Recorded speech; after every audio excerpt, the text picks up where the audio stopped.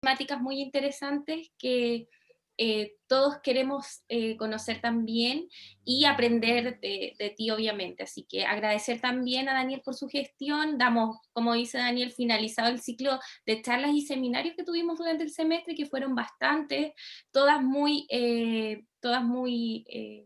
interesantes, cada una en su temática, así que esperemos que hoy día también sea provechosa y podamos aprender lo máximo de ti y agradecerte también nuevamente.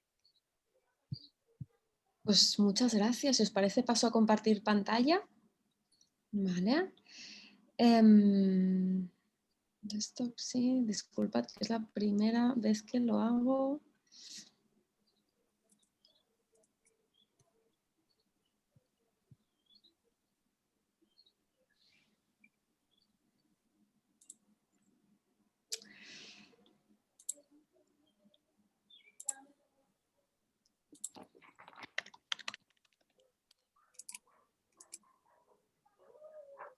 Disculpad, no sabía que tengo que salir y volver a entrar porque si no, no me deja compartir pantalla.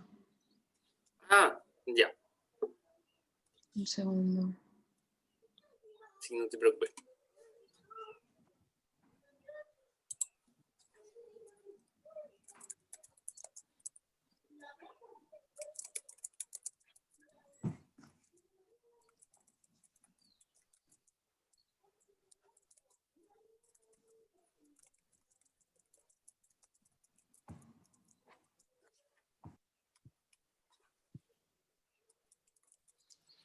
A mí me pasa con Teams. Nunca pude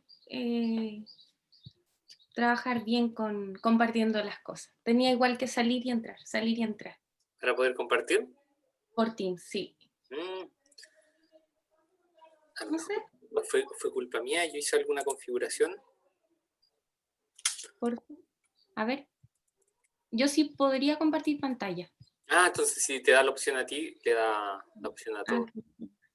Sí.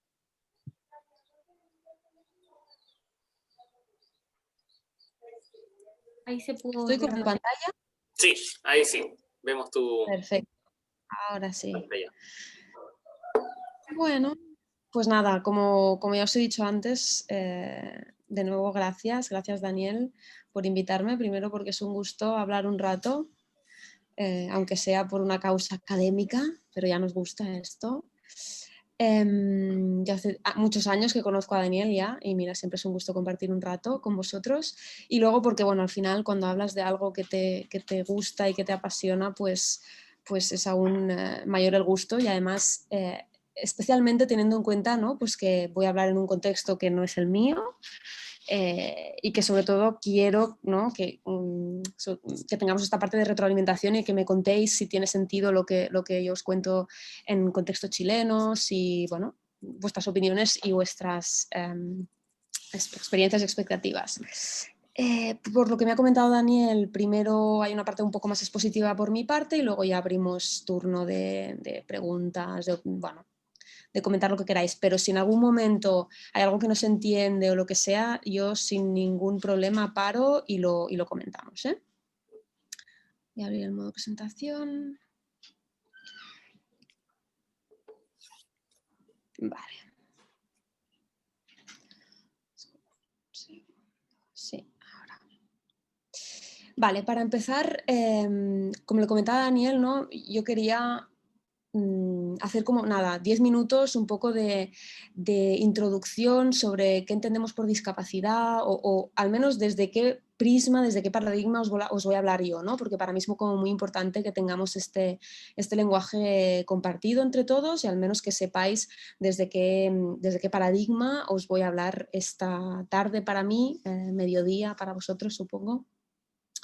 Vale, cuando hablamos de discapacidad, ¿no? Muchas veces mucha gente piensa que es un tema menor, que es un tema que afecta a pocas personas o que es un tema, ¿no? que solo tiene que ver con personas con grandes necesidades de apoyo o muchísima afectación, cuando todo lo contrario, ¿no? Aquí tengo un dato que para mí es como muy revelador, ¿no? 1 de cada 7 personas en algún momento de su vida va a tener alguna condición relacionada con la discapacidad, de cualquier tipo. Puede ser discapacidad motriz, intelectual, trastorno espectro de autismo, da igual, visual, auditiva, pero en algún momento, ¿no?, de la vida, 1 de cada 7 personas se encuentra en esta situación. Entonces realmente es un tema que no podemos dejar en manos de unos pocos, ni que no podemos pensar que si tenemos suerte en nuestro recorrido académico no nos vamos a encontrar con él, porque nos vamos a encontrar con él. ¿Vale? De hecho, ¿no?, lo que sabemos, o lo que la Organización Mundial de la Salud nos comenta y sabemos, es que además, cuando hablamos de discapacidad, tenemos mucho trabajo por delante, muchísimo. Primero, porque ¿a quién afecta? Suele afectar a las poblaciones más vulnerables, es decir, aquellas con más riesgo de tener dificultades en el ámbito académico, sobre todo, y cuando hablamos de niños, y voy a centrar mi ponencia más en el ámbito educativo, pero también podríamos hacer este paralelismo en el ámbito adulto. Afecta a las poblaciones más vulnerables, las poblaciones que tienen riesgo de pobreza, tienen más riesgo de discapacidad, por ejemplo, ¿no? Entonces realmente es un doble riesgo añadido. Además, no suelen recibir la atención sanitaria que necesitan, tienen menos probabilidades de ser escolarizados y que cuando son escolarizados tienen menos probabilidades de que el propio contexto educativo sepa responder a sus necesidades de apoyo. En la vida adulta, más probabilidades de desempleo, más vulnerables por este mismo aspecto a la pobreza, ¿no? Si no tengo acceso, si no tengo habilidades para el contexto laboral, si no tengo capacidades para escoger qué contexto laboral se me va a dar mejor o para saber, ¿no?, cómo acceder a él, pues claro, obviamente voy a tener más riesgo de pobreza. Pero bueno, también hay, ¿no?, yo siempre empiezo con lo malo, pero hay algunos datos positivos que también nos arrojan a nivel mundial, es que sabemos, a nivel mundial, aquí hablo desde lo que nos diría la Organización Mundial de la Salud, sabemos que está más que demostrado que todas las técnicas rehabilitadoras y la habilitación del contexto, que es más lo que vamos a hablar hoy, porque cuando hablamos de calidad de vida hablamos de aspectos muy contextuales, les ayuda, ¿vale?, a ganar independencia, a ganar autonomía, a mejorar su calidad de vida, en definitivo. También sabemos que pueden vivir y participar en la comunidad. A mí no me vais a oír hablar, ¿no?, de contextos en los que, o de modelos de intervención asistenciales, es decir, en los que únicamente se pretende que la persona, el alumno o el adulto esté en su contexto, pero sin participar, sin aprender, ¿no? Simplemente modelos en los que se cuidaba que la persona no tuviera ningún daño, que estuviera alimentada y que tuviera sus necesidades fisiológicas básicas cubiertas, pero ya está. Esto hoy en día ya sabemos que no es suficiente para esas personas y que pueden ser personas muy útiles a nivel social y que pueden participar en su comunidad. Aunque está claro que van a necesitar de ciertos apoyos, más o menos de los que necesitamos los demás. Vamos a ver de cuáles, ¿no? También sabemos que las barreras del contexto se pueden superar. Y además, ¿no?, y a mí me gusta siempre acabar, cuando hago esta pequeña introducción, siempre me gusta acabar con esta frase, ¿no?, porque muchas veces cuando me preguntan, bueno, pero ¿por qué tendríamos que seguir, ¿no? ¿Por qué tenemos que garantizar que no hayan barreras a la participación y al aprendizaje y al progreso de las personas con discapacidad en el contexto educativo o social? Básicamente porque tienen derecho, porque son personas de pleno derecho y un derecho que no lo digo yo, no lo dice ningún teórico del ámbito, lo reconocen las propias Naciones Unidas. Es decir, hay un convenio para el derecho, para garantizarle el derecho a las personas con discapacidad. Igual que tenemos el de los niños, por ejemplo, también tenemos el de las personas con discapacidad. ¿Vale? Entonces, bueno, es lo que os comentaba ahora, ¿no? ¿Por qué tenemos que fomentar la calidad de vida de estas personas? ¿Por qué tenemos que trabajar para que ellos estén en un contexto educativo que entienda sus necesidades educativas, que les dé los apoyos que necesitan y que promueva su calidad de vida? Porque tienen derecho. Es que ni más ni menos. Es decir, ya no es porque sí, porque desde este modelo creemos que sí, o porque somos buenas personas y creemos que tenemos que ir hacia aquí. Es que no es así, es porque tienen derecho. Entonces, todo lo que no sea promover su calidad de vida estará atentando contra sus derechos fundamentales. Y esto pues no nos lo podemos permitir. Cuando yo hablo de discapacidad y obviamente cuando digo yo me centro en la definición que nos propone, la última definición que nos propone la Asociación Americana de Discapacidad Intelectual y del Desarrollo, la AIDD, American Association on Intellectual and Developmental Disability. ¿Por qué? Bueno, primero porque es, porque es la institución en el ámbito, ¿no? Que es además la institución que promueve el avance en las definiciones, por ejemplo, del DSM, actualmente el DSM-5, que sería este manual diagnóstico, ¿no? Que utilizan los psicólogos y psiquiatras para diagnosticar. Entonces, bueno, es la institución que hace avanzar el campo de la discapacidad en genérico.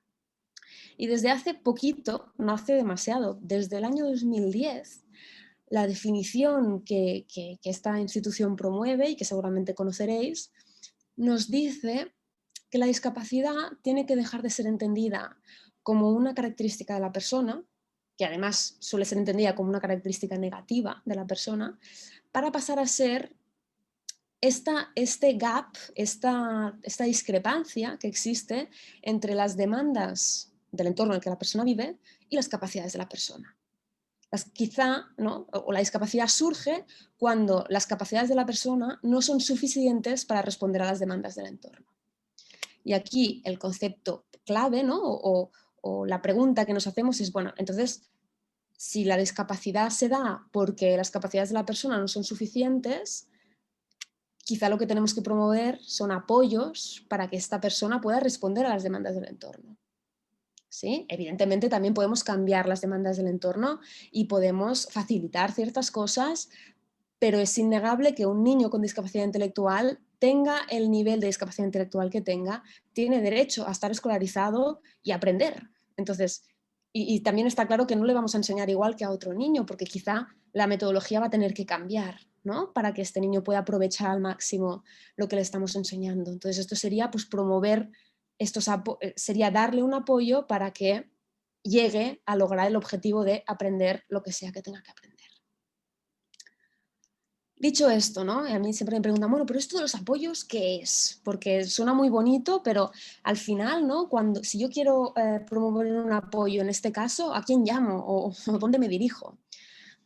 Pues al final, ¿los apoyos quiénes son? Somos nosotros.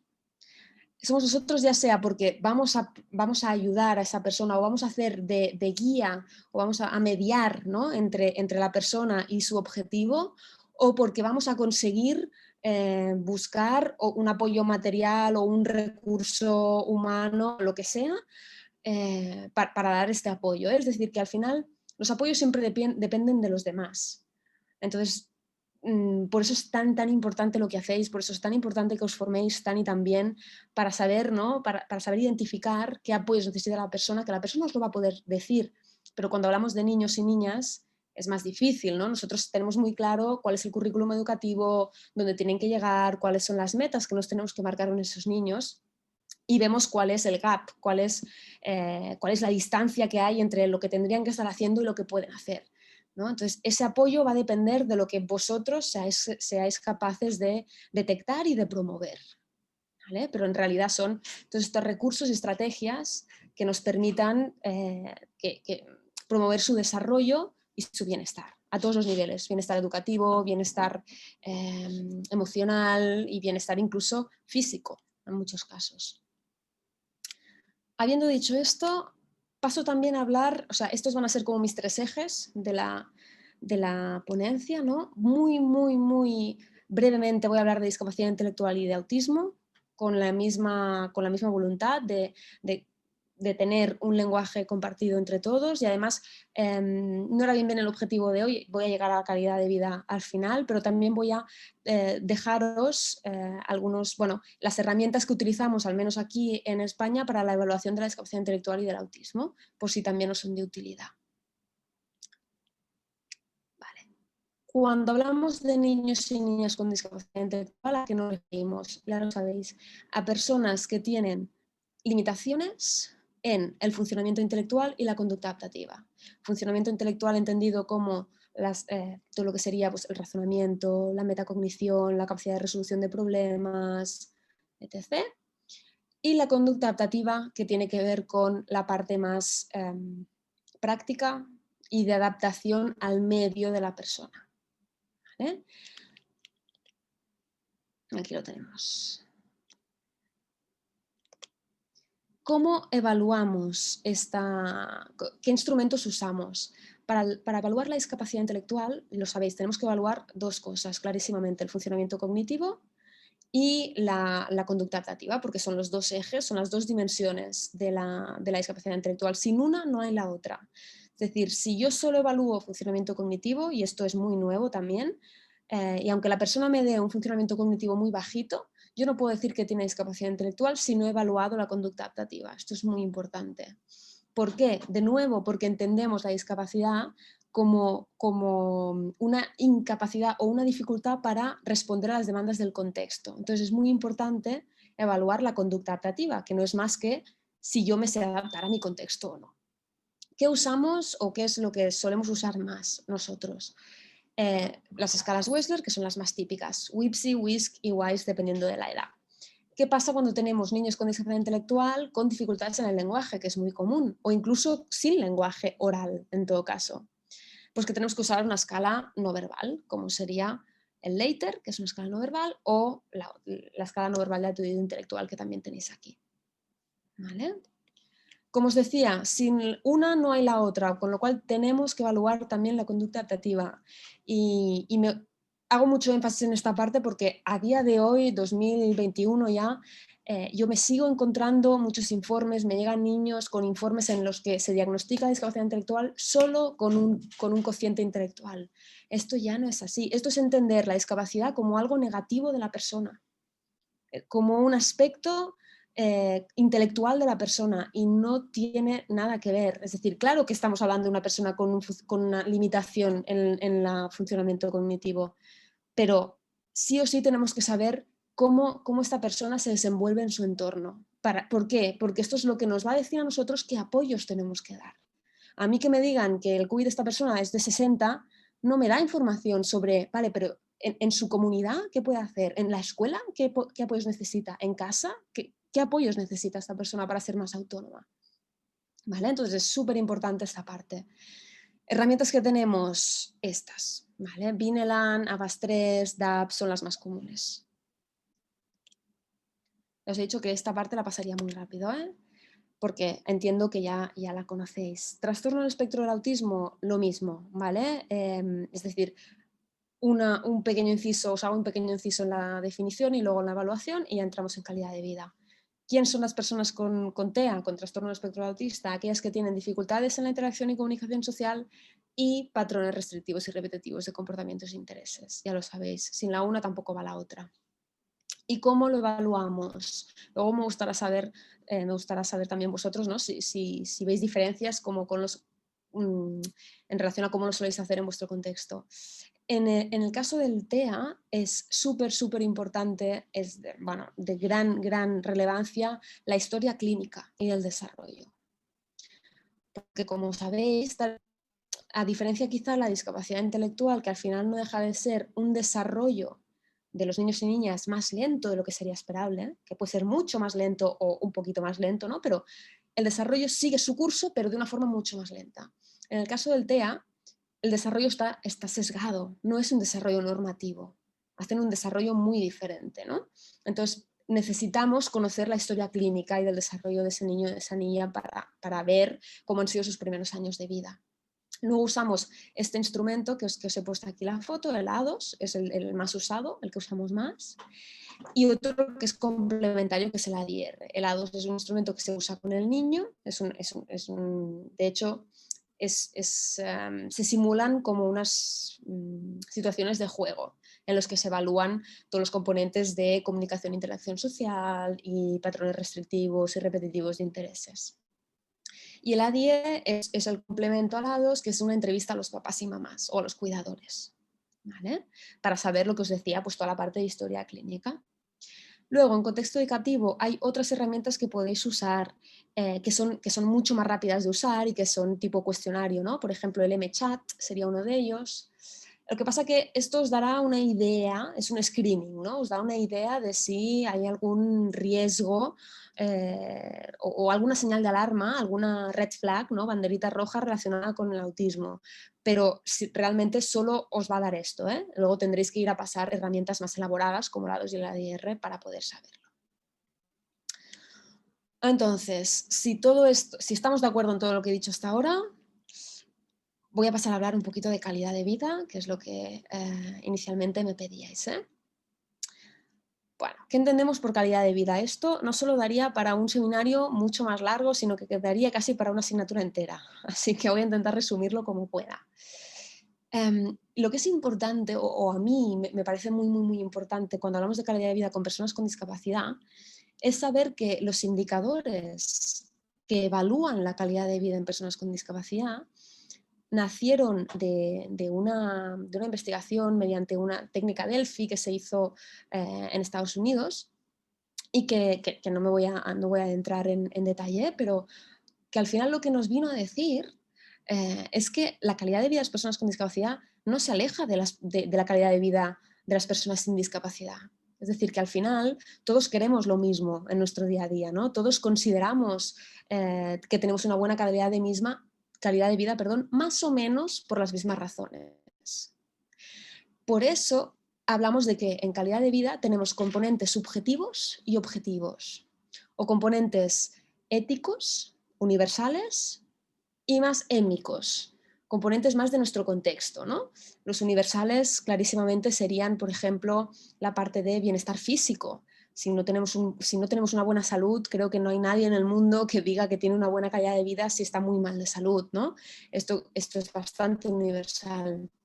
Los que son más émicos y tienen más y hacen más hincapié en la parte o se construyen por el contexto sociocultural sería, por ejemplo, la parte de la autodeterminación, ¿no? Sabemos en culturas muy, por ejemplo, norteamericanas o europeas, y ya me diréis a ver cómo es en Chile, que esto me interesa también, la autodeterminación se entiende como algo individual, ¿no? Es decir, yo soy libre de tomar mis propias decisiones y yo valoro esto en mi calidad de vida.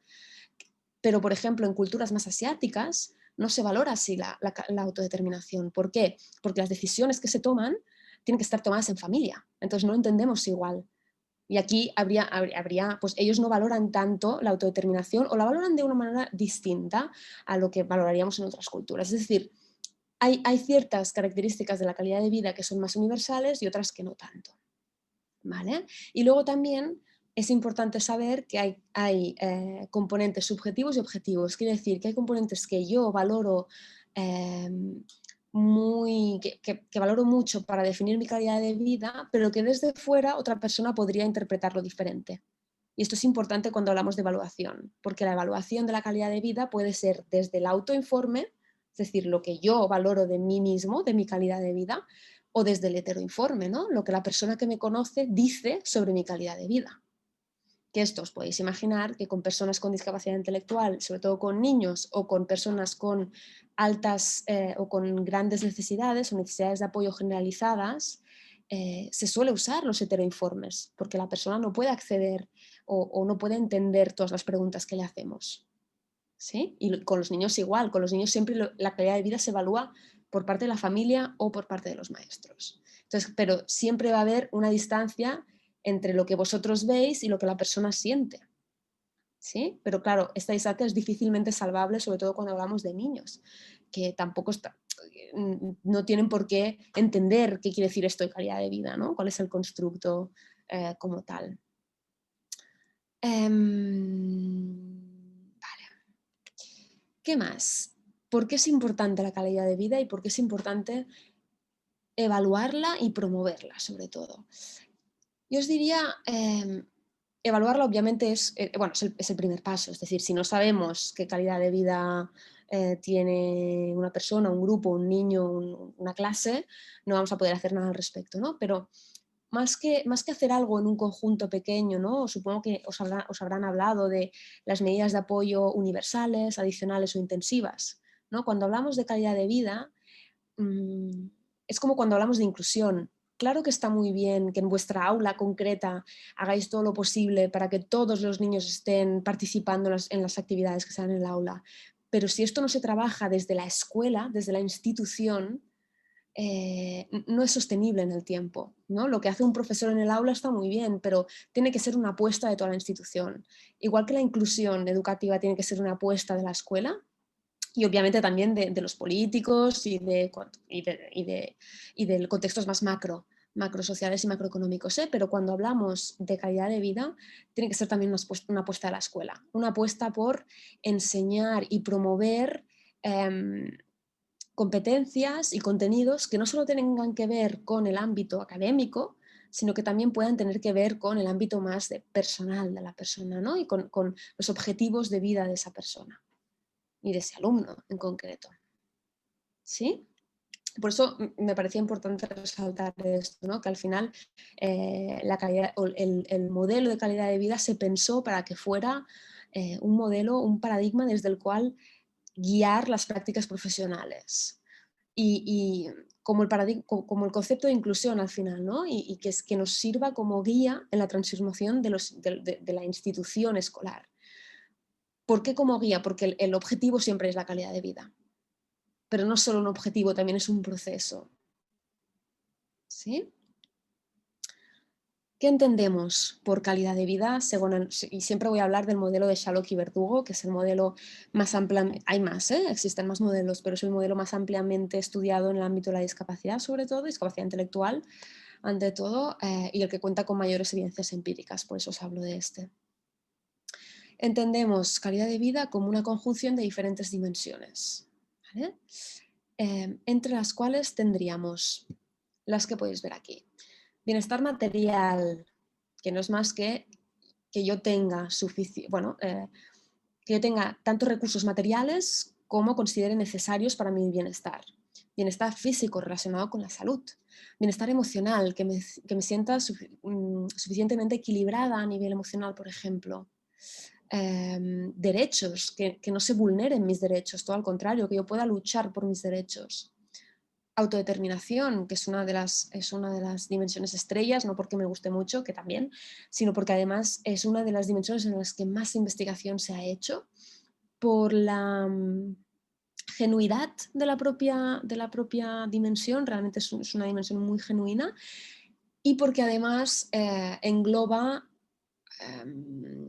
muchos aspectos que nos ayudan a lograr una mayor calidad de vida, que luego comentaremos. También tenemos la parte de desarrollo personal, ¿no? La calidad de vida se ha relacionado con un sentimiento de que aprendemos, de que avanzamos, de que progresamos, ¿no? Este sería el desarrollo personal. Y lo repito porque no me canso de repetirlo, por muy grandes que sean las necesidades de apoyo de la persona, por muy severo que sea el grado de discapacidad, siempre se puede aprender algo, por pequeño que sea. Siempre se puede avanzar un poco. Luego, otra de las dimensiones sería la de las relaciones interpersonales, ¿no? Valoramos positivamente nuestra calidad de vida cuando tenemos una red de relaciones interpersonales que nos son placenteras, gente con la que confiamos, con la que nos sentimos a gusto. Y luego también valoramos mucho más positivamente nuestra calidad de vida si nos sentimos partícipes de nuestro contexto social y comunitario. ¿Sí?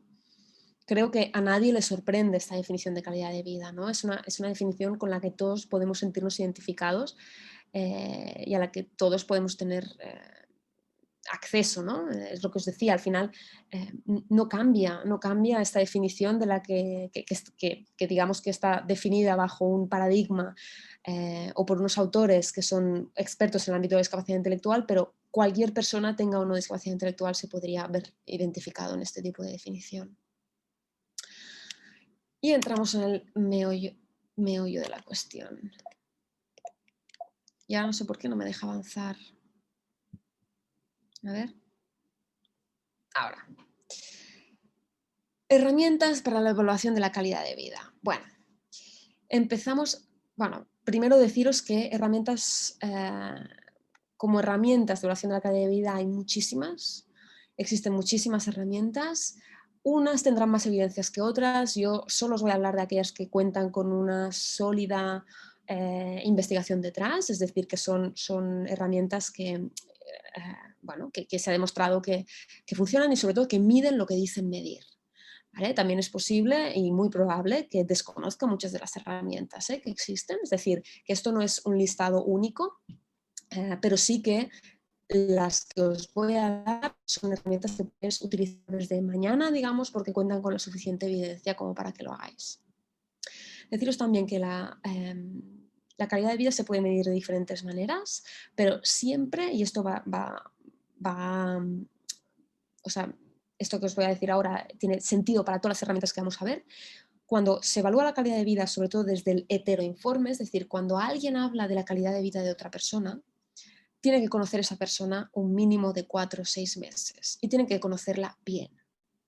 No me vale con que sea un usuario del centro o que sea un alumno del aula y que lleves un trimestre entero con él, porque puedes tener un mayor o menor conocimiento de un alumno en el aula. ¿Sí? Entonces es importantísimo que lo conozcas muy bien, que conozcas si es un alumno y estáis en el aula, que conozcas también su contexto familiar, que sepas un poco cómo es ese niño dentro y fuera de la escuela, ¿no? Porque algo importante a recordar cuando evaluamos calidad de vida es que, estamos valorando algo muy contextual.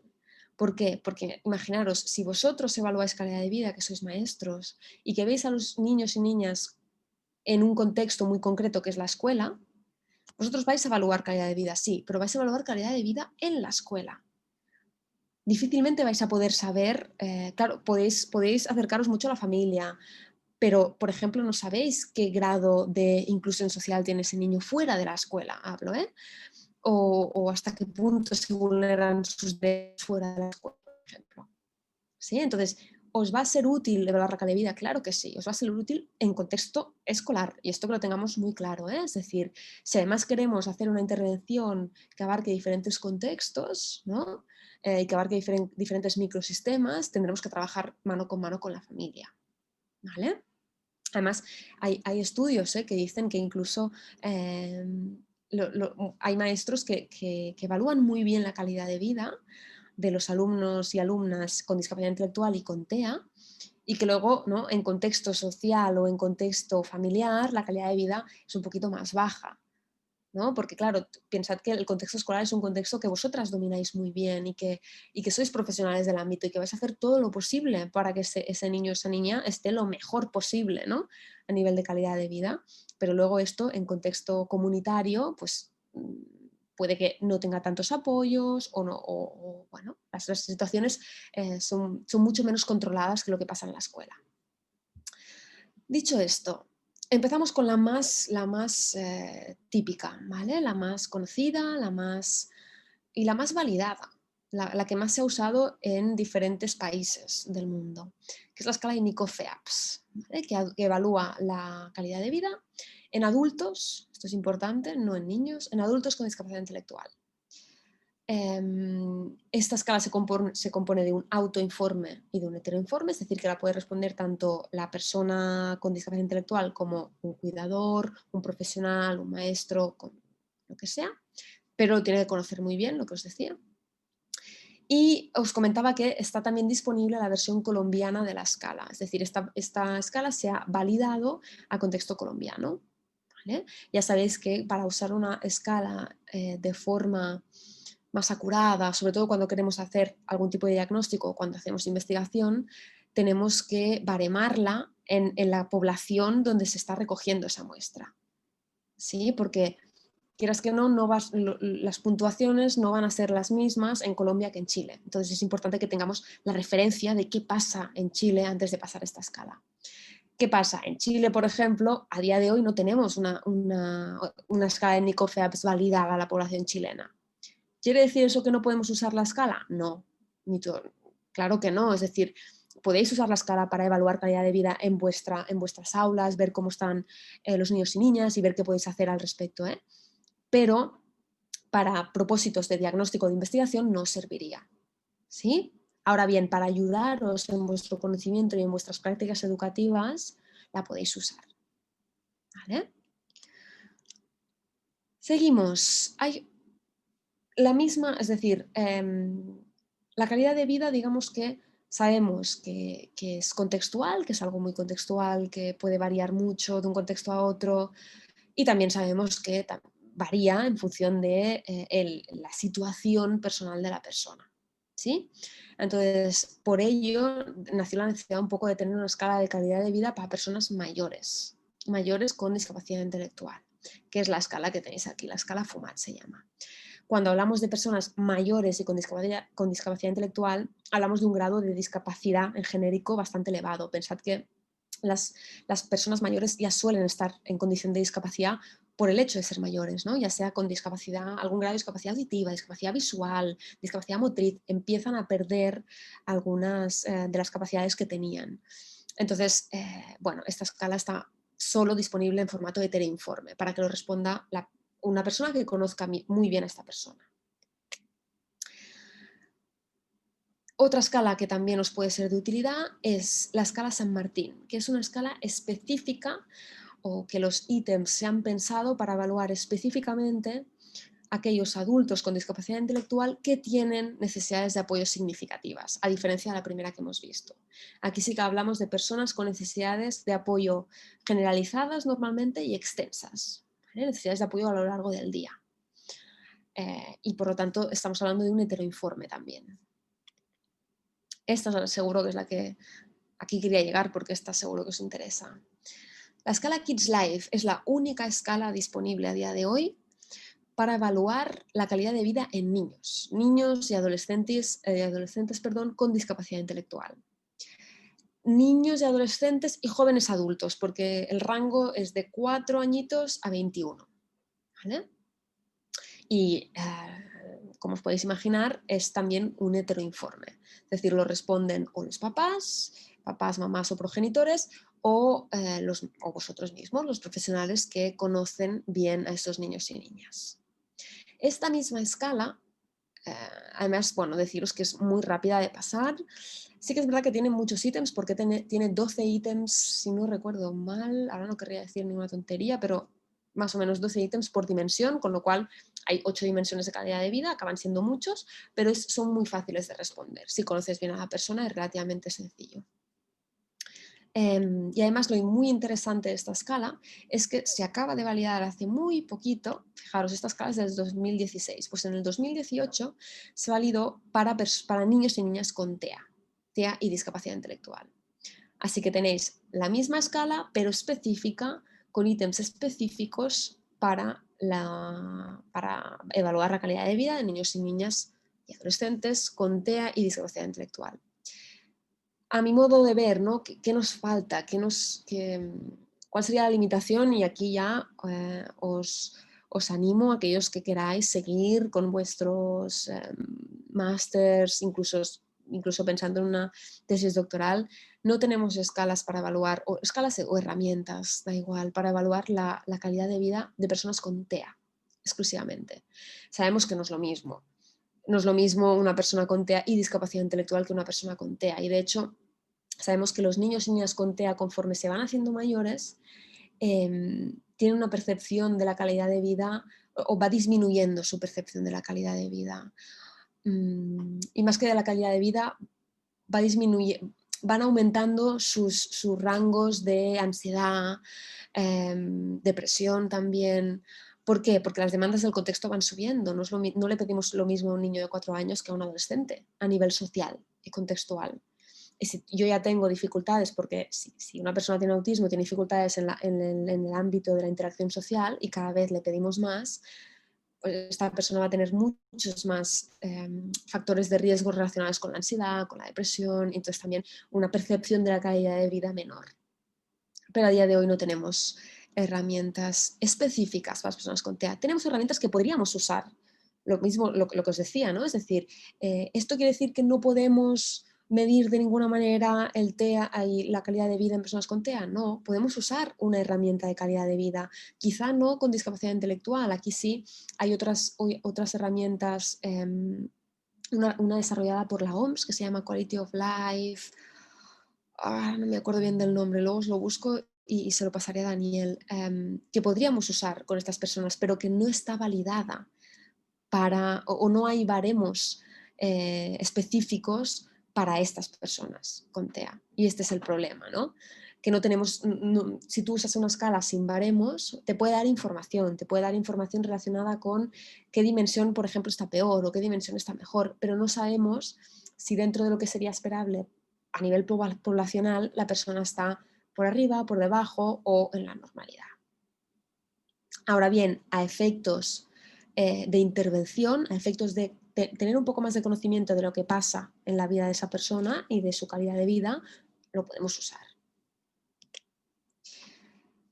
No quería acabar la parte de calidad de vida, de herramientas de calidad de vida, sin hablaros de la calidad de vida familiar, porque esto también, más vosotros siendo maestros que trabajáis codo con las familias, que, bueno, que es uno de los es el microsistema con el que os tenéis que entender, con el que tenéis que ser coherentes, con el que, ¿no? con el que todo lo que hagáis y todo lo que hagan ellos va a tener más impacto en estos niños y niñas con discapacidad intelectual, ¿no? Entonces, muchas veces también es importante saber qué pasa en esta familia, ¿no? Ya sabéis que cuando nace un niño con discapacidad en el seno de una familia, todo cambia. Hay unos procesos de readaptación familiares que tienen que hacerse, que pueden tardar más, pueden tardar menos, y que pueden afectar clarísimamente a la calidad de vida familiar.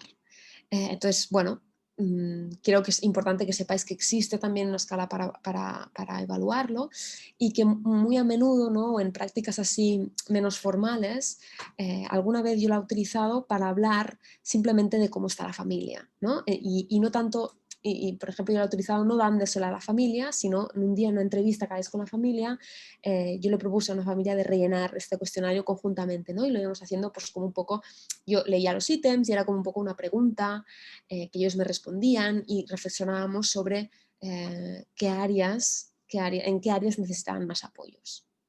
Eso creo que también es muy importante que lo tengáis en cuenta, porque el niño al final, todo lo que pasa en el microsistema de la familia tiene un impacto en ese alumno que vosotros tenéis en el aula después.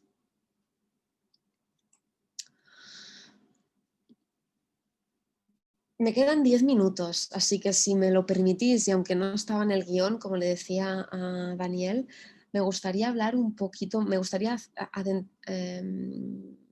adentrarme, ¿sí?, en el ámbito de la autodeterminación. ¿Por qué? Primero porque Daniel ya me dijo que también era un tema que os parecía interesante. Luego porque además, como os decía, es una de las dimensiones de calidad de vida más estudiadas, en la que también tenemos herramientas de evaluación y de promoción. Y esto liga con mi tercer porqué, ¿no? El tercer porqué estaría relacionado con que sabemos que promoviendo la autodeterminación de los niños y niñas, promovemos también su calidad de vida. Como tiene sentido, ¿no? Puesto que al final no deja de ser una dimensión de calidad de vida también, aunque tiene entidad como constructo propio también. Entonces, bueno, si me lo permitís, haré un pequeño apunte también en este sentido y luego ya comentamos lo que consideréis. Lo mismo, hablar de autodeterminación nos podría llevar otro seminario entero o otra asignatura entera, ¿no? Pero lo que sabemos que la autodeterminación no deja de ser una característica de la persona, que la persona puede, o que el alumno en este sentido, o vosotros mismos podéis llevar a cabo en ciertos contextos o no. Es decir, hay contextos de la vida que nos permiten ser más autodeterminados que otros. ¿Por qué? Porque actuar de forma autodeterminada implica hacerlo de forma autónoma y para conseguir nuestros objetivos personales. Pueden haber contextos en los que esto sea posible y pueden haber contextos más restrictivos en los que no. Por ejemplo, el contexto laboral a veces puede ser un poco restrictivo, ¿no? A veces nuestras pretensiones personales o nuestros objetivos personales pueden no cuajar con los laborales o incluso los objetivos laborales pueden no cuajar en un determinado contexto laboral, ¿sí? Pero lo que sabemos es que cuando, hablando de alumnos, de niños y niñas, sobre todo con discapacidad intelectual, sabemos que a más niveles de autodeterminación suele haber un mayor rendimiento académico. Además, la transición a la vida adulta suele ser vivida muy positivamente por ellos y que además mejora la calidad de vida en adultos con discapacidad intelectual y, según un estudio muy, muy reciente, también en niños y más bien adolescentes, sí, más que niños. ¿Vale? lo que os decía rápidamente, actuar de forma autodeterminada, ¿qué es? Al final es ser o hacer que las cosas pasen en nuestra vida porque nosotros lo decidimos. Esto os va a parecer algo como muy lógico y muy implícito en vuestras vidas. Todas vosotras, más quien menos, escoge qué quiere hacer y qué no quiere hacer, ¿no? Y es libre de marcarse sus objetivos y de lograrlos y de planificar acciones para lograrlos. Pero cuando hablamos de personas con discapacidad intelectual o autismo, o TEA, no es tan sencillo y no siempre se les ha permitido escoger en base a sus preferencias. No siempre se les ha dado la oportunidad de dirigir sus vidas, aunque necesiten apoyos, esto está claro. O sea, nadie dice que no necesiten apoyos, claro que necesitan apoyos. ¿Y quién no? ¿No? Muchos de nosotros también necesitamos apoyos muchas veces para conseguir nuestros objetivos. Entonces, lo que os comentaba, ¿no? Como en estas personas en concreto, en las personas de las que hoy hablamos, en los alumnos con discapacidad intelectual y TEA, demasiado a menudo lo que vemos, sobre todo en las escuelas y centros para mayores, las familias no sabría qué deciros porque están menos estudiadas, pero los contextos profesionales se han estudiado más. Lo que vemos es como la interacción con personas con discapacidad intelectual o TEA a veces es más costosa o más lenta por las propias características de la persona.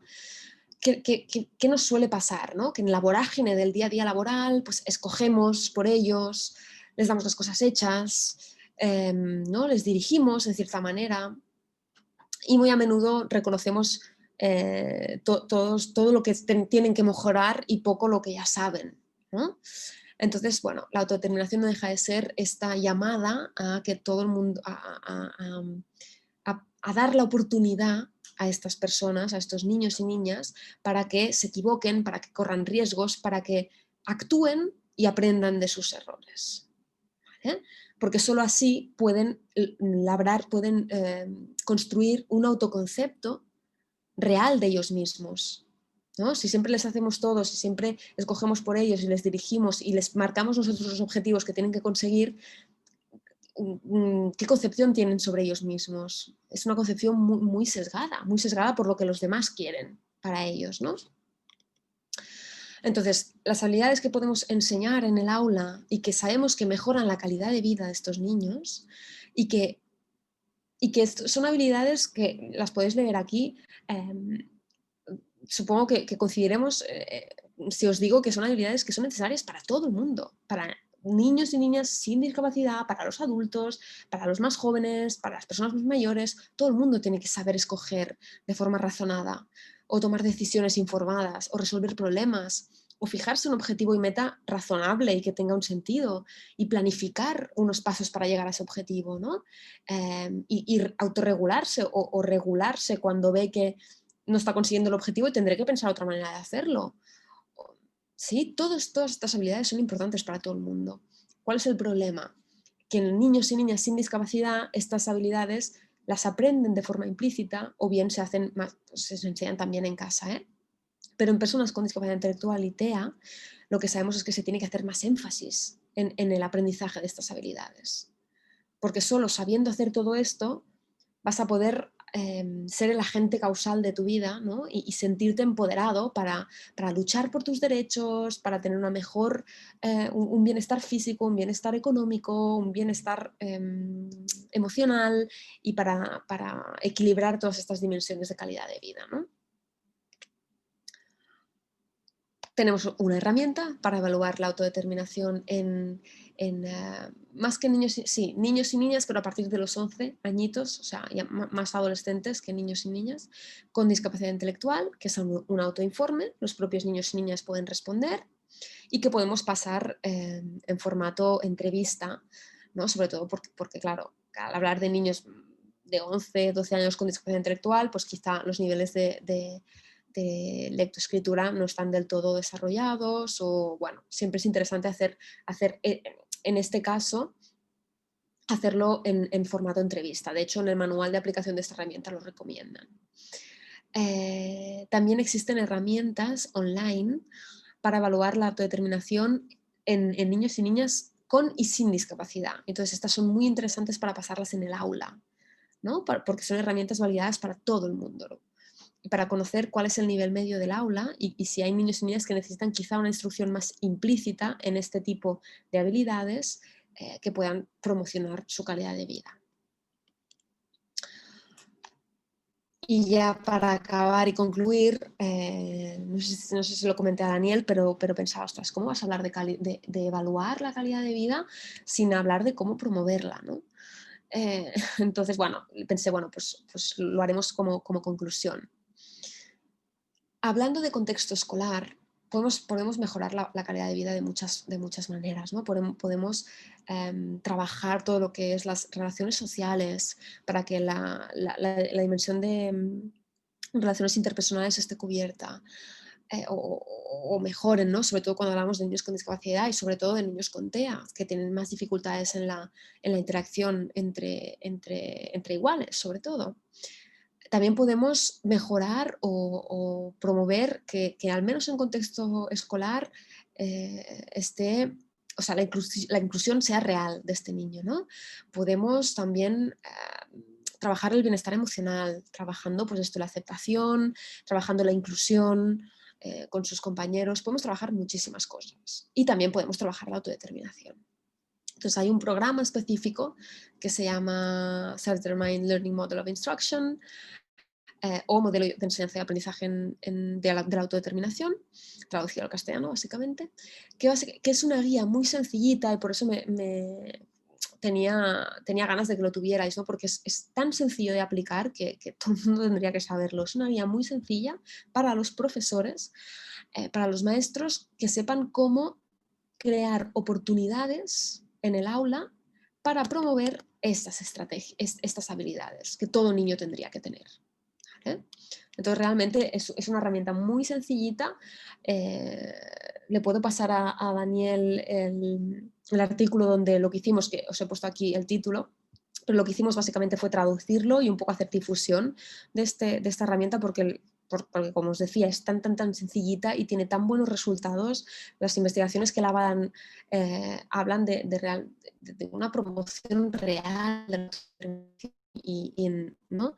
Y al final cuando hablamos de mejorar la autodeterminación hablamos de mejorar la calidad de vida. Entonces, bueno, para mí era importante que lo supierais y también que conocierais un poco qué piensan vuestros homólogos en España, al menos, de cómo es esto, ¿no? De trabajar la autodeterminación y la calidad de vida en el aula, porque esto puede parecer muy bonito, yo lo que os he contado es muy necesario porque evidentemente lo es, pero hace poco hicimos un estudio para saber, bueno, realmente, ¿no? Los profesionales que trabajan en este ámbito y promueven la autodeterminación porque saben que es importante, qué barreras se encuentran o qué recursos les faltan, qué nos dicen, ¿no? sobre este tema. Entonces, lo que más nos llamó la atención, y esto también es una llamada a que miréis de derrumbar estas barreras, es que los profesionales nos decían que ellos intentaban promover la autodeterminación y la calidad de vida en las aulas o en los centros institucionales, ¿no? Porque hablamos tanto con maestros como con educadores que trabajaban con adultos con discapacidad, pero que al final hay muchas barreras institucionales que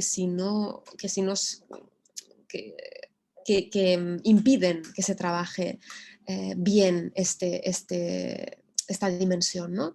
¿Por qué? Pues, por ejemplo, ¿no? Para ponerse ejemplos, claro, si tú tienes unos horarios rígidos, muy marcados, y esto en las escuelas seguro que también os pasa, ¿no? Y quieres trabajar con un niño, con una niña, la toma de decisiones, por ejemplo, ¿no?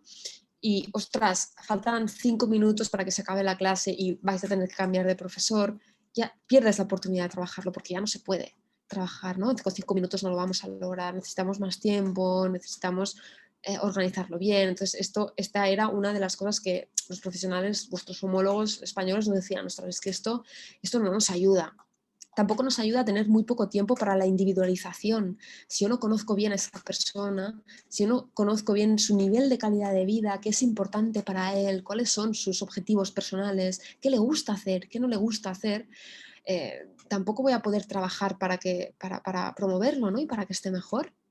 Y además también nos decían pues, que sí, que muy bonito y que muy necesario, pero que nunca antes nadie les había formado en ello, ¿no? Sino que simplemente pues, se iban actualizando, iban viendo que esto es un tema del que se hablaba mucho en los congresos y demás, y al final pues hacían lo que podían, ¿no? En las aulas. Por otro lado, esto es la parte de los profesionales. Las propias personas con discapacidad intelectual lo que nos dicen es que hay algunas actuaciones vuestras de los profesionales que dificultan su autodeterminación, y esto lo tenemos que tener en cuenta porque nos lo dicen ellos. Por ejemplo, y esta os la he comentado antes, ¿no? Que los profesionales tomen decisiones por ellos. Es decir, y a veces no lo hacemos ni de forma consciente. Una decisión tan sencilla como, no sé, si estáis dando la comida y hay 2 platos para escoger, pues tenemos que ir tan rápido que, bueno, pues hoy ensalada, ¿no?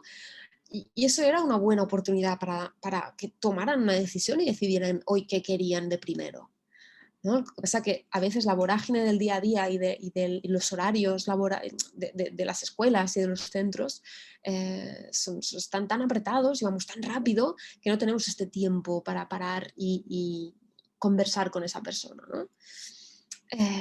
Pero esto ellos veían claramente, estos jóvenes adultos fueron, creo, los que respondieron a este estudio que os presento. Nos decían esto, que tomen decisiones por ellos dificulta su autodeterminación, que los profesionales estén inaccesibles también, es decir, que nunca tengáis un minuto para hablar con ellos. Y esto, fijaros, también lo hacemos mucho. Un niño o una niña que viene y te quiere contar una cosa y tú, bueno, luego me lo cuentas porque estás atendiendo a otro o porque estás haciendo, bueno, ya sabéis cómo son el día a día en las escuelas, es el que es, ¿no? Pero claro, esto dificulta que la persona pueda aprender todas esas habilidades, ¿no? Porque ¿quién se lo va a enseñar si no estáis? Y luego también, obviamente, la confianza. Cuando estamos hablando de un tema tan personal, pues, porque al final cuando hablamos de autodeterminación y calidad de vida, hablamos de qué quieres para ti, qué quieres para tu futuro, cuáles son tus objetivos, ¿no? Cuáles son tus preferencias personales. Entonces tocamos temas muy personales. Si no hay confianza, si es un profesional que acaba de conocer o que no se ha acercado al niño, a la niña o al adolescente, pues hombre, no es fácil, ¿no? Pero, y acabo ya con el toque positivo, ¿no? También hay actuaciones que facilitan la autodeterminación, y esto nos lo dicen las propias personas con discapacidad, que es que vosotros les deis oportunidades para vivir experiencias nuevas, que les deis oportunidades para saber qué es lo que me gusta y qué es lo que no me gusta, porque solo si lo sé voy a poder valorar mi calidad de vida en autodeterminación, ¿no? También, pues, lo contrario de lo anterior, ¿no? Una mayor accesibilidad y cercanía de educadores y otros profesionales, y sobre todo, y me gustaría acabar con esta reflexión, ¿no? Escuchar a los niños, niñas y adolescentes con discapacidad intelectual o TEA sin juzgar, escuchar sus preferencias sin juzgar, sobre todo cuando hablamos de TEA, las preferencias o las cosas que les gustan nos pueden parecer extrañas, porque a veces hay intereses muy idiosincráticos suyos, muy fuera de lo común, ¿no? Pero que a nosotros no nos guste o que nunca hubiésemos oído hablar de ese tema, no quiere decir que sea peor, ¿no? O no quiere decir que lo tengamos que infravalorar, porque si lo infravaloramos nunca vamos a potenciar que ellos puedan valorarlo, que pueda ser un objetivo personal a conseguir y que vosotros podáis ser su apoyo, ¿no? Entonces esto, sobre todo en el caso de niños y niñas con TEA, es muy, muy, muy importante.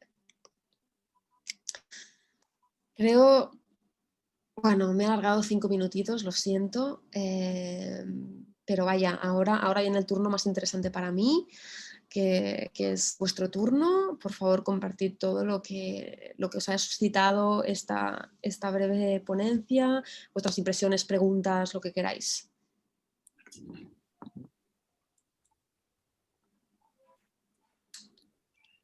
Bueno, contarte, Cristina, que acá en Chile en el año 2015 se realizó una evaluación de la calidad de vida en jóvenes en situación de discapacidad. Y acá por lo menos también sigue siendo el constructo de menor porcentaje de logro lo que es la autodeterminación. Sigue siendo algo también un poco desconocido y poco trabajado también. muchas veces tiene que ver, y me pasó en un principio cuando trabajaba en escuelas, es que las familias todavía le siguen dando mucho peso a lo que es el desarrollo curricular, al desarrollo académico de sus hijos, y poco conocen también y se interiorizan en el trabajo de la autodeterminación y de la importancia del desarrollo de estas para el propio desarrollo de sus hijos. Me pasaba lo mismo que tú, y yo creo que también de a poco uno se va empoderando con que el hacer elecciones, el realizar actividades que conlleven el desarrollo de la autodeterminación, también son actividades pedagógicas y que aportan a la calidad de vida y el desarrollo de esta persona en situación de discapacidad. Darnos el tiempo de algo tan cotidiano que tú dices, como el que él, y a través de sus características, ya sea a lo mejor eh, eh, incluso lo motor que pueda dificultar el hacer estas elecciones, darle el tiempo para que se produzca esta actividad, una actividad importante dentro de la sala, que pueda ser capaz de escoger. Cuando yo empecé a trabajar igual la autodeterminación con mis apoderados, a explicarles un poco, yo les decía, ya, pero pónganle 2 poleras y que escojan.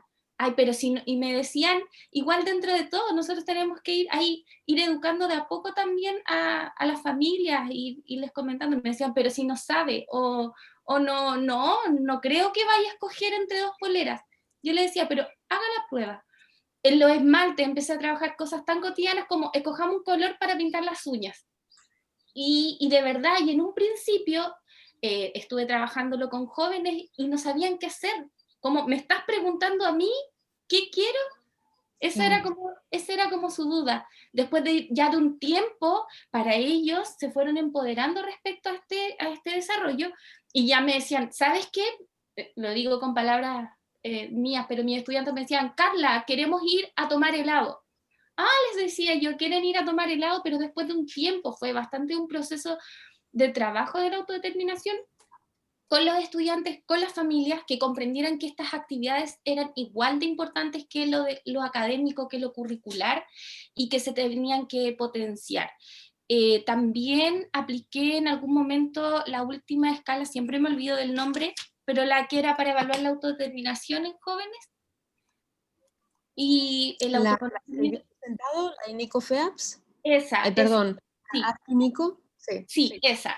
En algún momento la apliqué también y es bastante interesante darse cuenta que jóvenes eh, no logran mayor desarrollo en autoconocimiento, empoderamiento, que como tú dices todavía hay una mirada bastante asistencialista, por lo tanto terminan su trayectoria escolar y luego de eso no saben qué hacer con ese tipo de habilidades que se les enseña, porque no logran escoger, no logran hacer uso de su propia vida.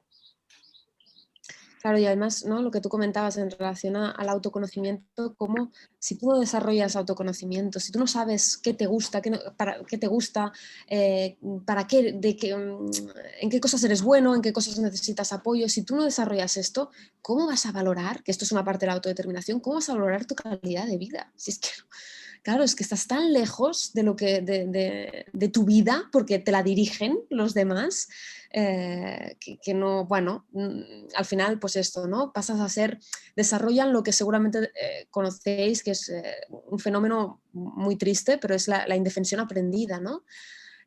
Lo que pasan a solo responder, no actúan, responder al entorno, ¿no? Lo que decías, es muy triste que muchas de las personas te digan, ah, pero puedo escoger.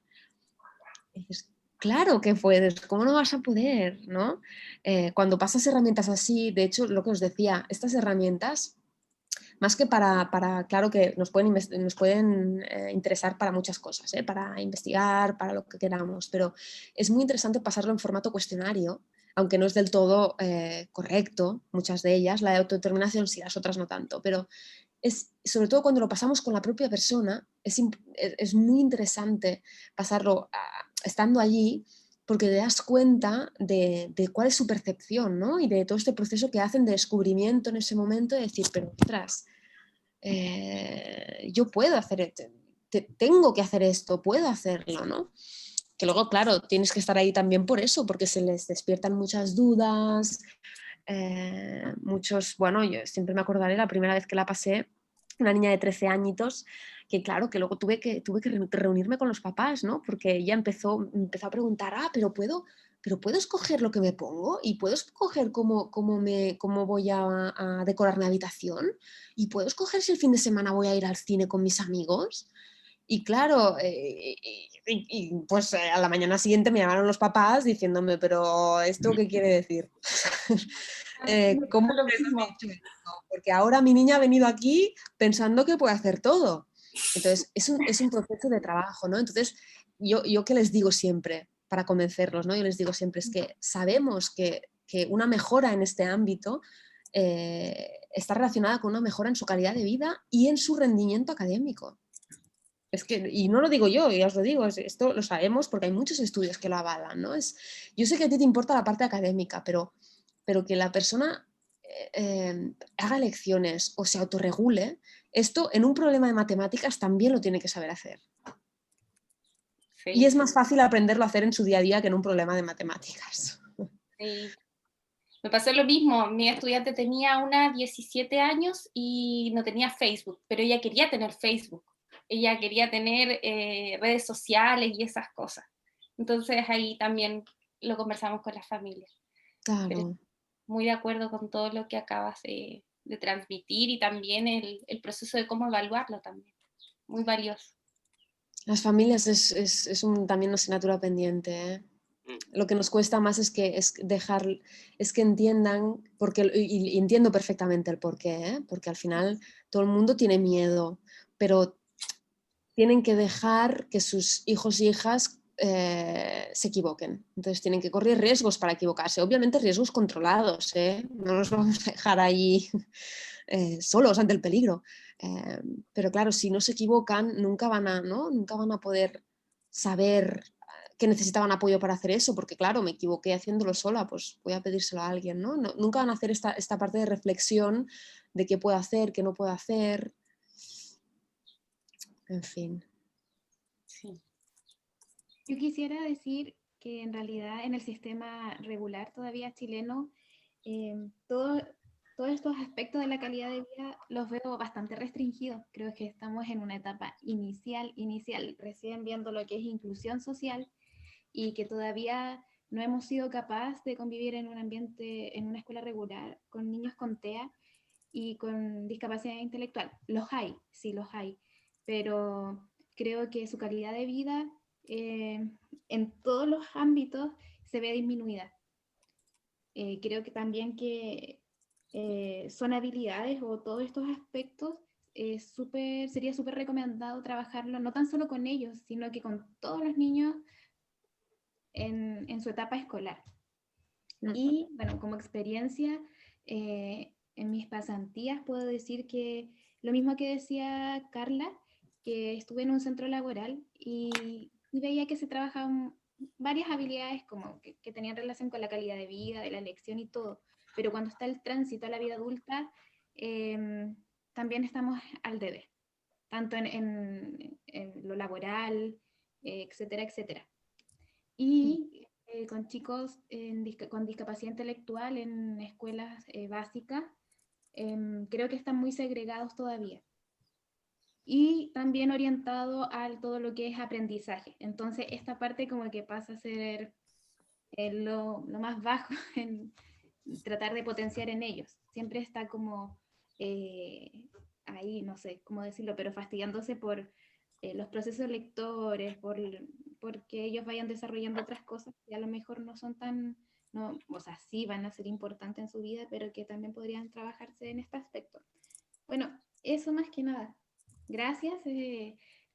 Hay varias cosas que nosotros hemos ido viendo, pero es bueno traerlo a colación de pronto y retomarlo. Gracias a ti. Además, el ejemplo que has puesto es muy típico también, ¿no? El de la lectoescritura. La lectura y la escritura, todos los papás del mundo quieren que aprendan, que es normal, claro que sí, pero yo siempre les digo, ¿y de qué les va a servir leer y escribir si no saben qué hacer, si no saben buscar información, por ejemplo? ¿No? O si no saben para qué les sirve la información. Entonces, claro, aquí es... vale, no, claro que tienen que leer y escribir, evidentemente, y les vamos a enseñar a leer y a escribir, pero también les tenemos que enseñar muchas otras cosas. Bueno, todos estos procesos de comprensión del entorno y de comprensión de que ellos tienen que ser agentes de su propia vida y cómo lo pueden hacer para que realmente leer y escribir les sirva de algo. Porque leer y escribir solo por leer y escribir no nos va a ayudar en una etapa que tú decías que es muy, muy esencial, la transición a la vida adulta sobre todo. Es más, yo tengo un primo que tiene síndrome de Down. Uh-huh. Él sabe leer, sabe escribir, pero autodeterminación, o sea, con la lectura y la escritura no hace mucho. Claro. Y qué pena, porque mira que es difícil leer y escribir. Que nos parece un proceso que nosotros aprendimos relativamente fácil, pero ostras, no es sencillo. Entonces, ya que han llegado tan lejos, tienen que saber usarlo para sus propios objetivos. Estoy seguro que tu primo podría, bueno, quizá tu primo no, pero cualquier otro, en el sentido de decir, sé leer y escribir, puedes buscar muchas actividades de ocio, por ejemplo. Ahora más, hoy en día, con el acceso a Internet que tenemos, vídeos, series, bueno, es que se te abre un mundo. Si sabes para qué utilizar tus herramientas y tus puntos fuertes. Es muy interesante lo que has dicho también, Carla, de que la autodeterminación es la variable, bueno, la dimensión más que más se necesita trabajar en Chile, porque en España es igual. Y en muchos otros países es muy curioso, ¿eh? O sea, estamos, en este sentido, creo que todos entendemos, o sea, todos tenemos que hacer un paso adelante en entender a las personas con discapacidad como personas con derechos que pueden y tienen que poder hacer sus vidas, con mucho apoyo, con el que necesiten. Esto nadie lo duda, ¿eh? Y con todo, vamos, con todo el seguimiento que sea necesario, pero ya te digo, están igual en Chile que el otro día hice un seminario más o menos igual en Colombia, me explicaron lo mismo. Y en España los datos nos dicen exactamente lo mismo. Sí. Por acá tenemos, gracias Cristina, tenemos otra estudiante de quinto, Irma, que quiere hacer una pregunta. Lo he visto en el Hola, chat. Uy. buenas tardes. Bueno, mi duda principalmente, ¿se escucha bien, cierto? ¿O no? Sí. Tiene relación con este programa de intervención específica que usted mencionaba, si es que se puede utilizar. Bueno, yo tuve mi práctica profesional con jóvenes que están dentro del espectro autista y que están en la universidad. Ya son jóvenes la mayoría iba como en segundo o tercer año de la universidad. Y bueno, yo a partir de la atención, de las sesiones que yo tuve con estos estudiantes, me pude dar cuenta que, claro, el nivel de autodeterminación en la mayoría de los casos era muy bajo. Los chiquillos, pese a que, bueno, están todos dentro del espectro autista, principalmente nivel 1, los chiquillos tenían muy buenas calificaciones en sus respectivas carreras, pero en cosas básicas como por ejemplo elegir su ropa, es lo que se ha mencionado, elegir su ropa, ellos no elegían su ropa, me contaban que sus papás se lo elegían, que sus hermanos se lo escogían, jóvenes de 20 años que están dentro de la universidad. Entonces me llamaba la atención si este programa que usted mencionaba de intervención se podría utilizar en jóvenes que están dentro del espectro autista. Clarísimamente. Sí, ya verás, cuando lo leas, es más que nada es una guía a ti, al maestro, para que integre ciertas prácticas o para que pueda dar oportunidades durante el día a día educativo de mejora de estas habilidades que decíamos antes, ¿no? De la toma de decisiones, de la resolución de problemas, de lecciones, de todo esto. Entonces, sí, clarísimamente se podría. Solo que al final, ¿no? Pues ya verás que dentro del programa se describe un poco pues, objetivos que podrían ser adecuados a niños y niñas. Claro, en este caso tendríamos que adaptarlo a adultos o jóvenes adultos que están en la universidad, ¿no? No es lo mismo el objetivo de una niña de 13 años con discapacidad intelectual que de un joven adulto que ya está en la universidad. Pero el programa como tal lo puedes adaptar, lo puedes usar perfectamente, sí. Muchísimas gracias. A ti. Hola, yo quiero contar una experiencia. Ay, qué bien. Yo trabajo acá en un colegio en Chile, pero que queda para el campo. Entonces con mis compañeras pensábamos cómo podíamos incluir más a los niños con discapacidad intelectual.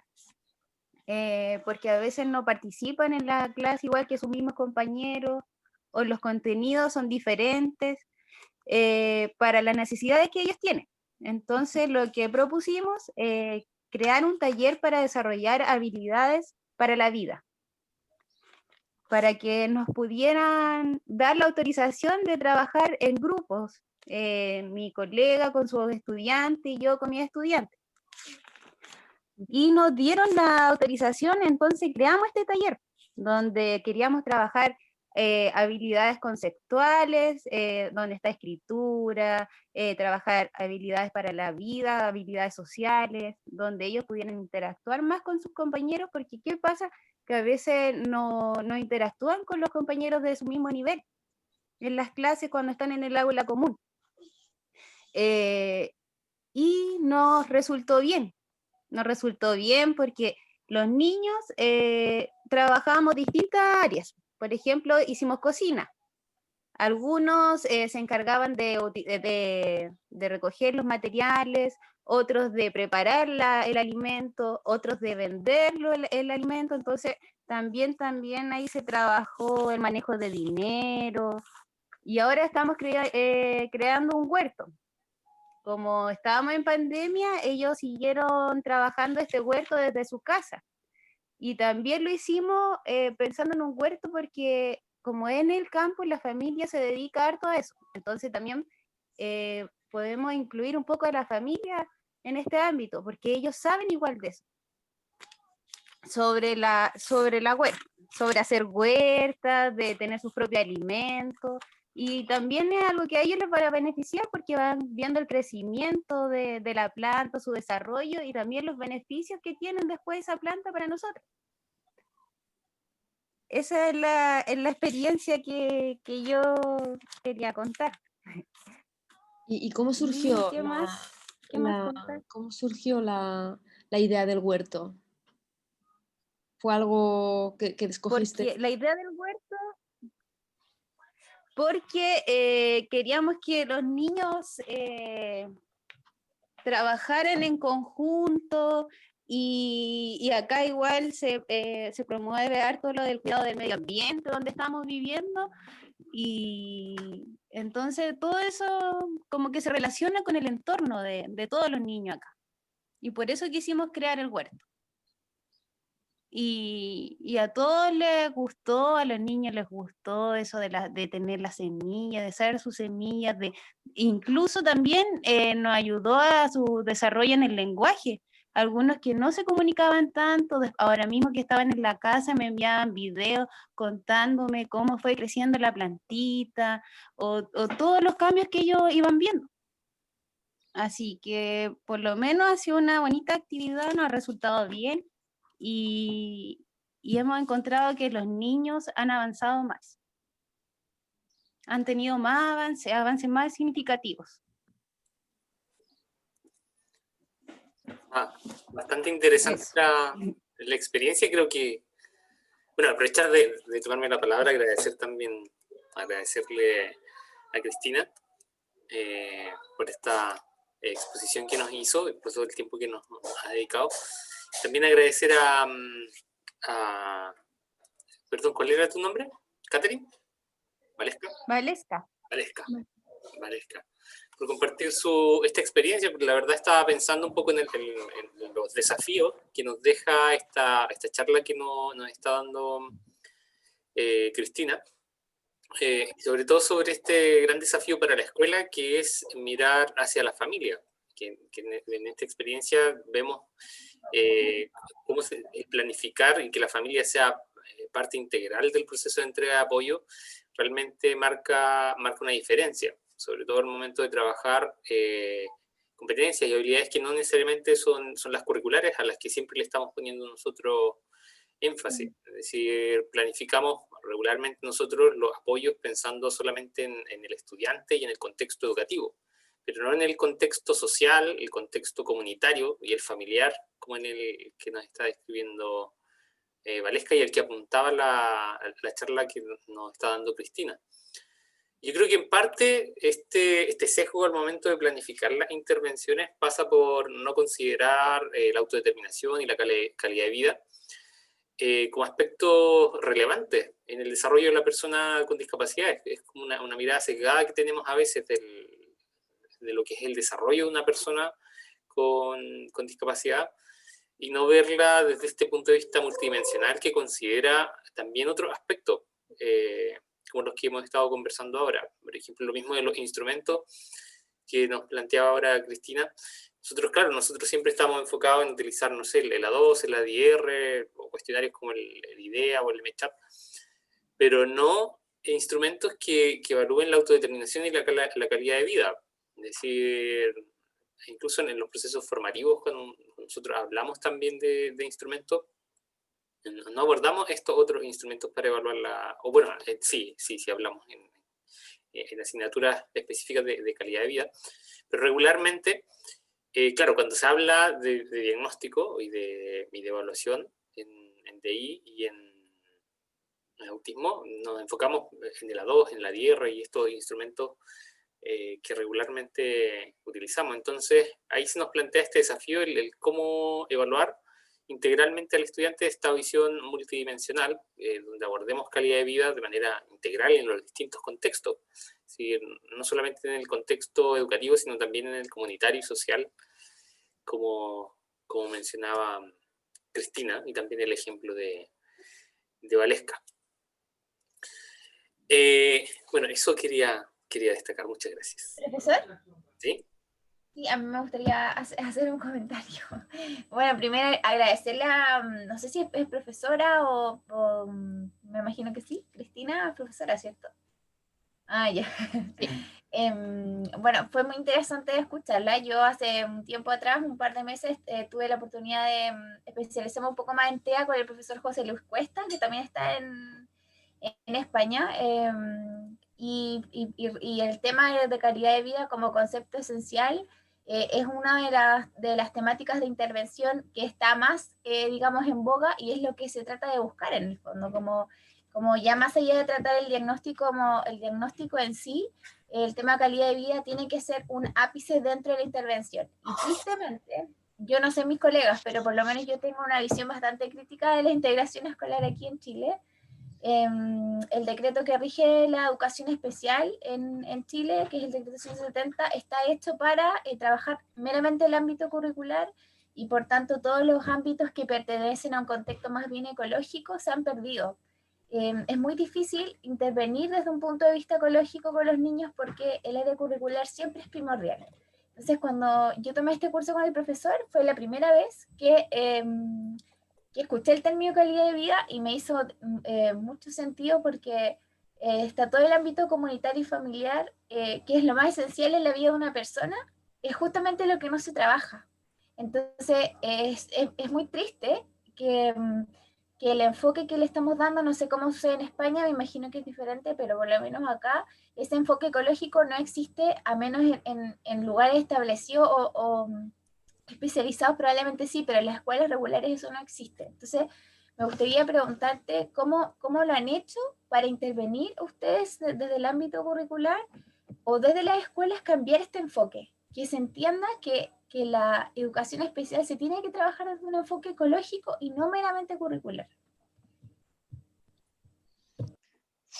¿Qué estamos haciendo? Porque tampoco, ya te digo, hay contextos y contextos, como me supongo que también pasará en Chile, porque además Chile es grandioso, pero hay escuelas y contextos educativos varios muy centrados aún exclusivamente en el ámbito académico y otros que no tanto, ¿no? Pero aquí lo interesante, y a ver si coincidimos, es que curiosamente en lo que son escuelas de educación especial, esta visión ecológica sí la tienen. ¿Por qué? Porque ven, como sabemos que las personas con discapacidad intelectual, los niños y niñas con discapacidad intelectual, y con TEA y con cualquier otra discapacidad del desarrollo o dificultad en el desarrollo, ya va a ser más vulnerable en el ámbito de autodeterminación, ¿no? Ya trabajamos para promoverla. Entonces ya lo hacemos de forma explícita desde el minuto cero, desde que el niño entra en la escuela, ¿no? En cambio, en las ordinarias no. Las ordinarias es un tema que queda supeditado a lo que pueda pasar en casa. Y curiosamente, y estos son unos datos de mi tesis, lo que yo vi, yo comparé a niños y niñas, jóvenes adolescentes con discapacidad intelectual y sin. Y curiosamente, no había grandes diferencias en autodeterminación, ¿eh? No estoy hablando en otros ámbitos. Claro, lo que nos están diciendo es que es muy necesario para las personas sin discapacidad intelectual. Claro, yo me encontraba con chicos y chicas de 17 años en el instituto a punto de salir y de ir a la universidad, que tú les preguntabas qué querían ser de mayores y te decían cantantes. Ah, sí, muy bien, ¿y te gusta cantar? No, sí, canto fatal, canto en la ducha, pero bueno, no os lo intentaremos, ¿no?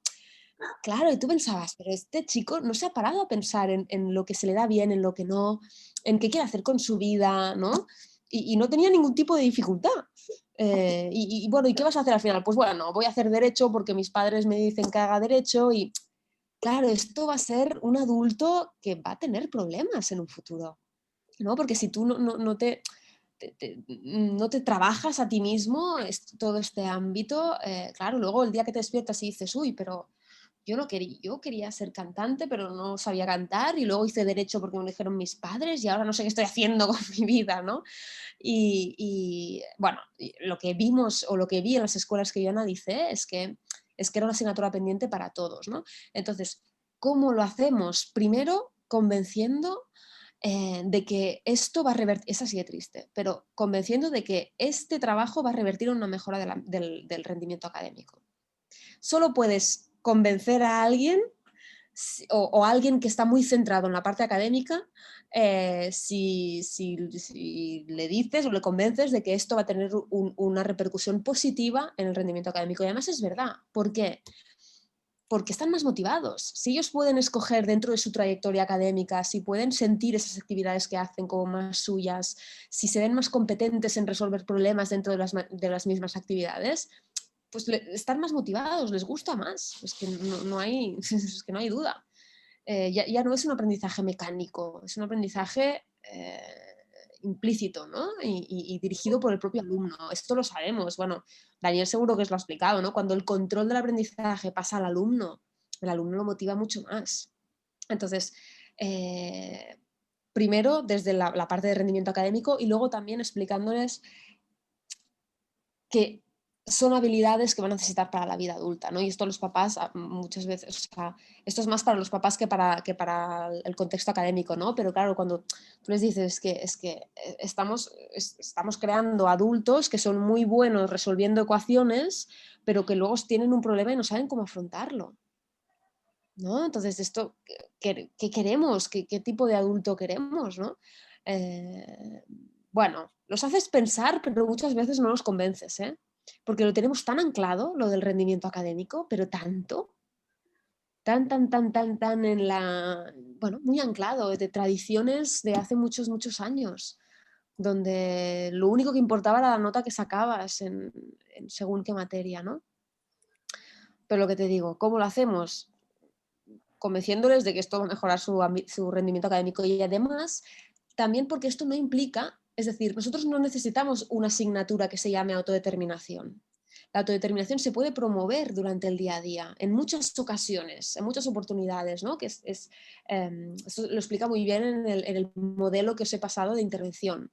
Entonces, claro, si tú les dices, no, esto es coste cero a nivel de tiempo, bueno, un poquito de tiempo sí, pero a nivel de organizacional, de institución, no tenéis que tocar nada, es más una parte propia del profesor y del educador que tiene que formarse y tiene que saber hacerlo, ¿no? Pero es coste cero a nivel tiempo y a nivel económico y además va a revertir en una mejora académica, entonces todo es ganar. Así es como hemos convencido algunos contextos, pero vaya, tenemos mucho trabajo por delante, muchísimo. Y además, lo que hablábamos antes, ¿no? Esto está muy bien siempre que haya políticas macroeducativas que te acompañen, porque hasta hace poco también en España las políticas que teníamos o las leyes educativas que teníamos también estaban muy centradas en el rendimiento académico. Entonces, claro, si ya tu propia ley educativa está centrada en el rendimiento académico, es que remas contracorriente. En Chile no sé cómo estará, pero bueno, ahora hemos cambiado de ley, a ver qué tal, porque aquí también cambiamos de ley cada 4 años, que tampoco muy bueno no es para el sistema educativo. Pero vaya, todo tiene que ayudar, ¿no? Todo tiene que ir alineado, porque si no es lo que decíamos, claro que puedes hacer tú mucho en tu aula, pero si no cuentas con una institución que te apoye, es muy difícil. Entonces lo primero es convencerles. Sí, nosotros como convencimos al director, planteando igual que estos objetivos que nosotros queríamos lograr iban a enriquecer el currículum, iban a ir en beneficio del niño.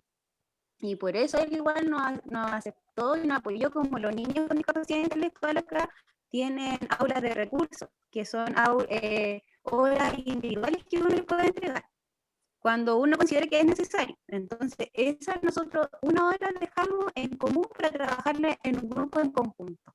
Y por eso, por todos los beneficios, igual por todo lo que nosotros planteamos que íbamos a lograr, nos aceptaron el proyecto. Y estábamos felices por eso, porque ahora están construyendo un invernadero más bonito, así que vamos bien. Eso quería contar. Gracias. Sí, acá también tenemos el mismo dilema, digamos, con la presión del rendimiento académico que hoy en día se ha transformado en una barrera institucional, como nos mencionabas tú, Cristina. Que bueno, y eso explicaría también en parte las diferencias con las escuelas especiales, porque en las escuelas especiales esta barrera institucional de la presión por el rendimiento académico no es una constante, que está ahí al acecho, digamos, y que se transforma en otras nuevas barreras, como por ejemplo el tema de los horarios rígidos que mencionabas tú, el poco tiempo para conocer al estudiante, el poco tiempo para atenderlo, o la poca formación que tienen los profesores a lo mejor en estas temáticas. Pasa en parte por estas presiones del rendimiento que se transforman en barreras. Y a la larga van provocando que se pierda la individualización del estudiante. También lo mencionabas tú, y en ese sentido, acá lamentablemente la normativa y las políticas educativas no nos han acompañado mucho en ese sentido. Porque claro, al interpretar de determinada forma la inclusión, se han ido tomando decisiones respecto a que, claro, que por ejemplo, los estudiantes pasen cada vez más tiempo en el aula regular, en el aula ordinaria, como le llaman allá. Estando todo el día en el aula ordinaria sin tener ningún espacio, por ejemplo, para que se dé esta individualización, esta personalización, el trabajo con estos otros aspectos que no son curriculares, que son la autodeterminación, la autonomía, o el poder flexibilizar también los tiempos para darle un poco más de atención personalizada al estudiante, que claro, antes se podía hacer, antes de que entraran en vigencia las normativas, por ejemplo el decreto 170 que nombraban de antes, o el 83.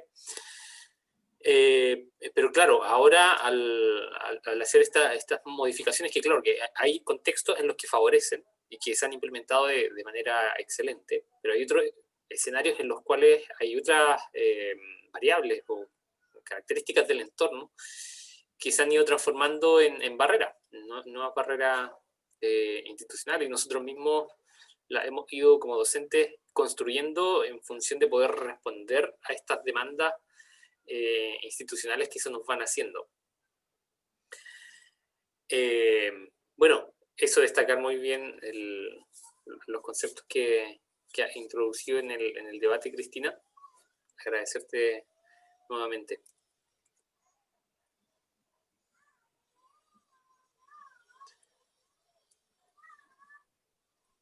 Si hay alguien más que desee tomar la palabra. Profesor. Claudia. Sí, había levantado la manita, la voy a bajar. Sí, en realidad, porque pensaba en todo lo que expuso la profesora acá que nos compartió su experiencia, y también el profesor Daniel, la profesora Carla. Y me pasó que saqué como dos, no sé, conclusiones o cosas que quería preguntarlas en realidad.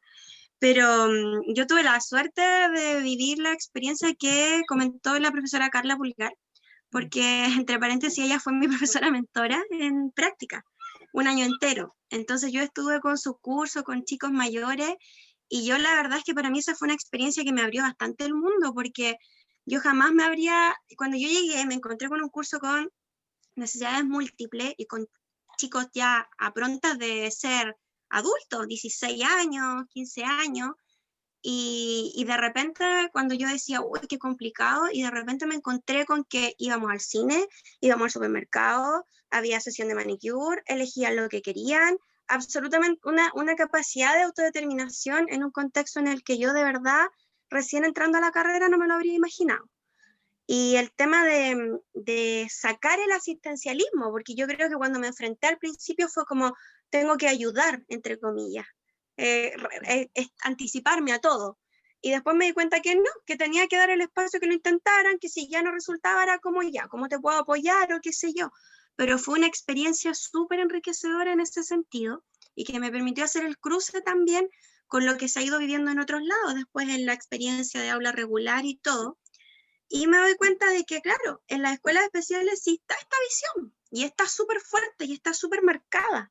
Y en las escuelas regulares no tanto, y hay un desfase grande, siendo que en las escuelas regulares tenemos chicos que de repente no presentan grados tan altos de discapacidad, que no necesitan grandes apoyos y que no tienen grandes barreras, y están vistos como tal.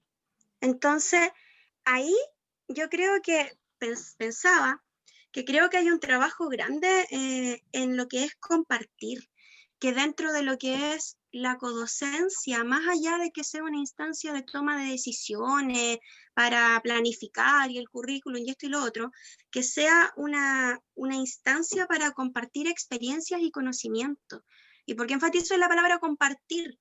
Porque yo creo que en estas instancias, por ejemplo, en esta exposición, en este seminario que se nos permitió, o en el estar en ciertas actividades, o en contarte lo que yo aprendí con esta situación, es donde uno más aprende. Entonces yo creo que dentro de la codocencia, nosotras como educadoras diferenciales tenemos ahí como un trabajo grande de compartir estas experiencias y estos conocimientos, porque muchas veces en el aula regular me doy cuenta de que los otros profesores de otras asignaturas no hacen ciertas cosas y no es por voluntad, es porque desconocen ciertas temáticas que nosotros sí las conocemos. Entonces, compartir esto creo que es súper importante, porque ahí nos tendríamos que ahorrar este paso del convencer, que se estaba hablando ahora. Tenemos que convencer a los papás de que hay que hacer esto, tenemos que convencer de, si nosotros compartiéramos este conocimiento, creo yo que la pega de convencer no sería necesaria, porque al momento de ellos entender todo esto, incluso serían como, ay, entonces hagamos esto otro, o qué interesante esto, mira, en realidad podríamos hacer esto. O sea, la gente puede tener muy buenas ideas y mucha iniciativa, pero si desconocen las temáticas es difícil ser un aporte. Entonces yo creo que por ahí va un poquito en lo que nosotros debemos tratar de aportar, de entregar conocimiento para ahorrarnos este convencimiento. Y lo otro en lo que es aula regular. Entonces pensaba en cómo generar estas instancias en un colegio de espacios de conversación o cosas así, más allá de la típica reunión de codocencia, del decidamos rápido y planifiquemos. Y lo otro es que el tema de la autodeterminación, por lo que veo, se da siempre, no en chicos con discapacidad, sino en el estudiantado en general. Y a nivel, en los países de habla hispana, Latinoamérica y España, está súper fuerte, por lo que he conversado con personas que conozco de otros países y todo, me dicen, oye, si acá también eso pasa mucho, parece que es muy fuerte en los países de habla hispana. Entonces, yo pensaba, bueno, y si algo que pasa en todos los estudiantes, más allá de la discapacidad, ¿por qué pasa?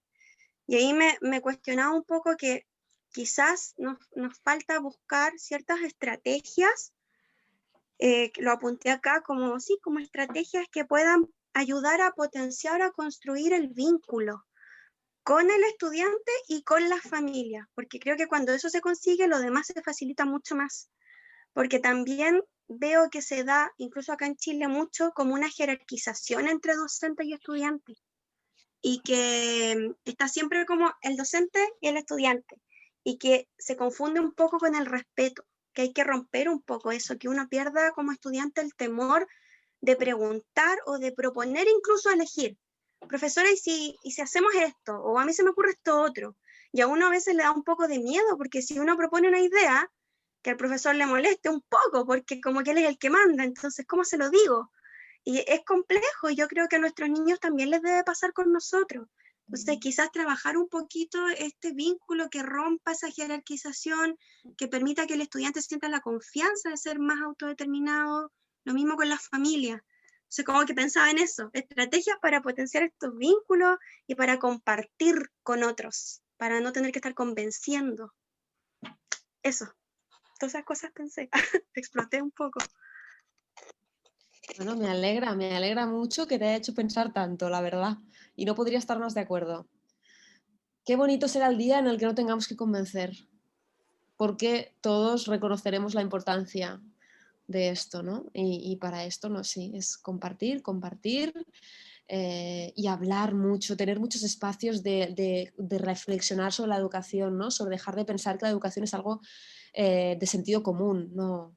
La educación es una ciencia, está todo muy pensado y todo tiene su porqué, ¿no? Y tenemos que tener espacios para poderlo debatir y hacerlo avanzar, pero no con los profesionales o con los grandes teóricos, también con las familias y con los compañeros, ¿no? De hecho, en el estudio que os he presentado al final, en el que los profesionales decían cuáles eran las barreras institucionales, lo decían claramente, ¿no? O sea, uno de los ejemplos que ponían era,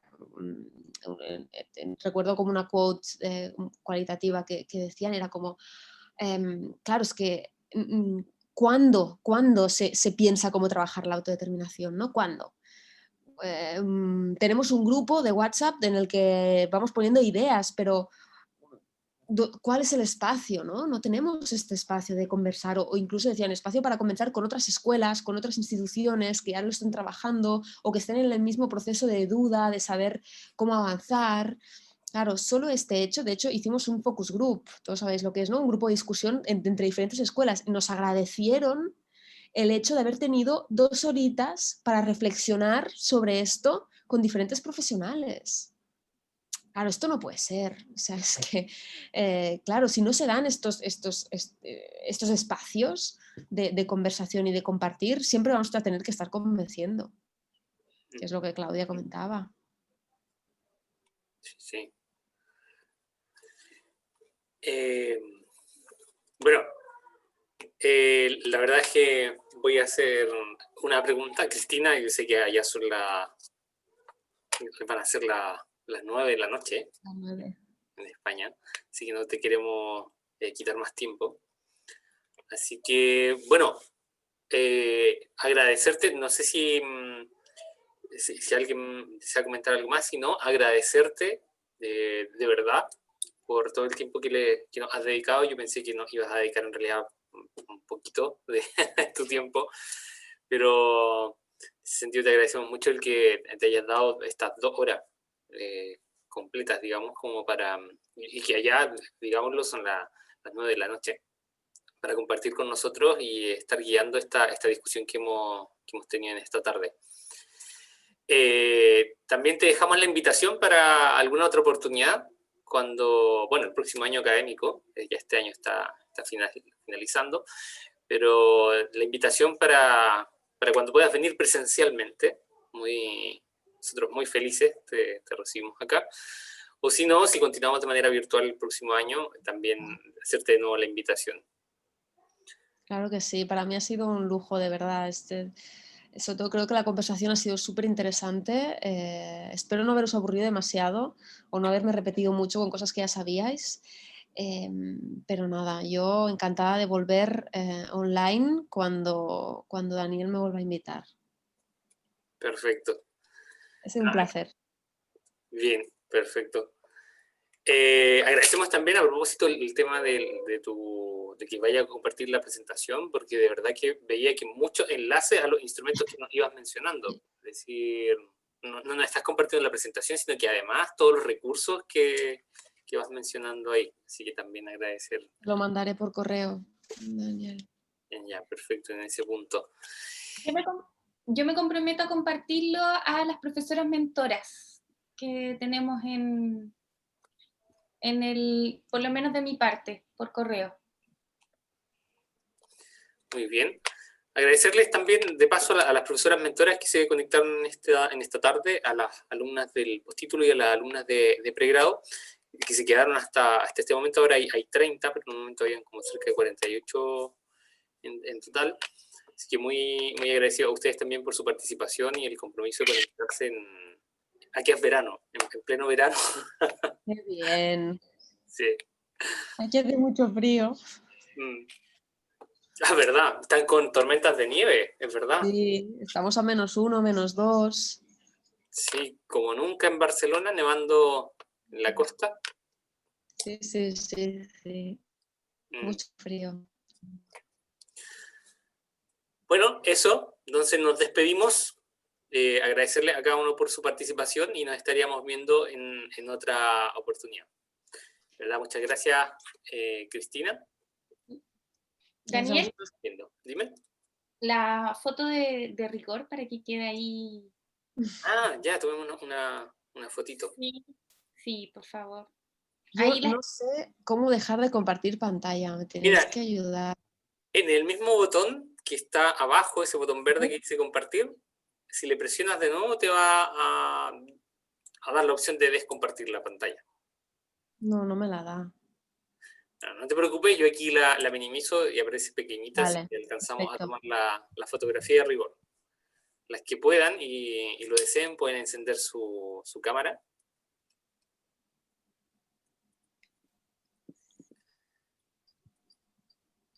¿La tomas tú, Carla? Sí, o creo que tú también puedes poner ahí como no permitir compartir a otras personas. ¿Qué cosa? Sí, la opción. Creo que tú puedes tener la opción de no dejar que comparta. Ah, ya, la pantalla. Vale. Sí. Espérame, deja que ahora estoy compartiendo yo. Me parece que sí. Estoy compartiendo yo, ¿verdad? Sí. Sí. Ya, ahí me iré compartiendo. Ya. A la cuenta de 1, 2, 3. Ya vamos a tomar otra más para las que no alcanzaron a encender pantalla. A la cuenta de 1, 2, 3. Eso. Muchas gracias, Cristina, y a todos los que asistieron el día de hoy. Gracias a vosotros. Que Bueno, vaya muy Cristina, bien. cuídate mucho. Muchas gracias, que estés bien. Estamos Otro hablando. día hacemos una videollamada. Muchas gracias. Chao. Chao. Chao.